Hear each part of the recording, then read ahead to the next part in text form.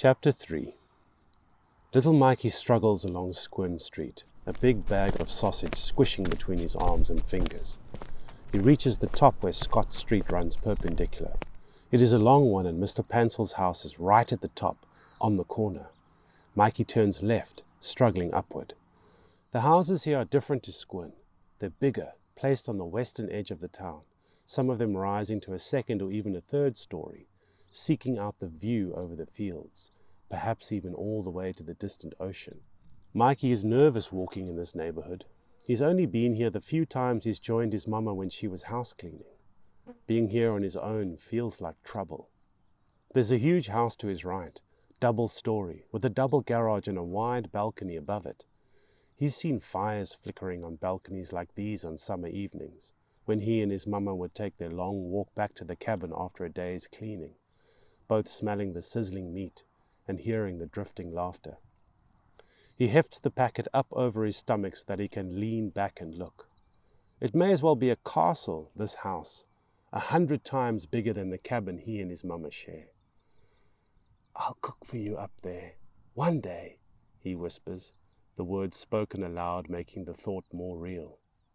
He can see it. He's standing up there, looking out over the open lands to the sunset, meat sizzling on their fire, and his mama is sitting quietly in one of their chairs, watching the sun set also, never having to work again. He lets the image settle into his memory. "One day," he repeats, before turning to walk on. He stops. Beside the giant house is a small alley. In front of the alley is a wide painted metal gate, and behind the gate is a BMX bicycle. A trick bike, a bright thing, a beautiful thing.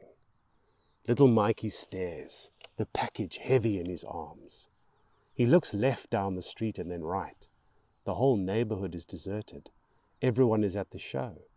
He takes a single, wobbling step closer. He puts the package down and pulls his rider from his pocket. The two of them step up to the gate. He threads his fingers through the bars, pressing his face against them, wanting to see the bike as clearly as possible. It shines, perched there like a bird ready to step off the earth. He is leaning against the gate and suddenly it clicks open. "Krk. What do we do? Over?" Little Mikey whispers to his expressionless rider. An answer isn't necessary. "I'll bring it straight back." He puts the rider in his pocket and reaches for the bike. "I will." He wheels it through the gate and out onto the street. Nobody shouts. Nobody calls him back. With both hands on the handlebars, he places his right foot on the pedal too big for his shoe. He hefts himself up. He wobbles for a moment, his eyes wide, every fleck of tar looming bright in his vision. And then the bike begins to wheel gently down Scott Street, following the soft gradient of the hill. "You're doing it! You're riding!" The crowd roars as he sails the bike left and right, glorying at the sound of the tires hissing beneath him. "He's brilliant! We've never seen speed like it!" He stands up on the pedals, readying himself for the great jump, and then the bike jiggles beneath him, and he's falling. Clump! Silence. Pain in his hands and feet and ankles, his shins and bones singing. Silence. "You're okay." He sits up, blinking, looking at the bike lying on its side, its back wheels spinning. He licks his lip and drags his left foot to him. It aches, but he heaves himself up. With a furrowed brow, he limps to the bicycle and struggles it upright. He runs his eyes all along it, from the front wheel to the rear, over the handlebars, nearly at head height, and the pedals and the gleaming sprocket. The right pedal is scratched where it scraped the tar, but otherwise there seems to be no damage. He looks left down the street and then right. Empty. "We're not surprised to see Stansfield up on his feet, ladies and gents. He's going to try the big jump again." Little Mikey hops on. It's easier this time. Already he is getting better. "And now he'll go for the record." The bike is gaining speed as it rolls down Scott Street. He's flying, swooping from one side of the road to the other. "He's riding like the wind." Scott Street bends round and down towards Fairlands, the bicycle picking up speed. Little Mikey doesn't notice. He sails around a corner. Faster.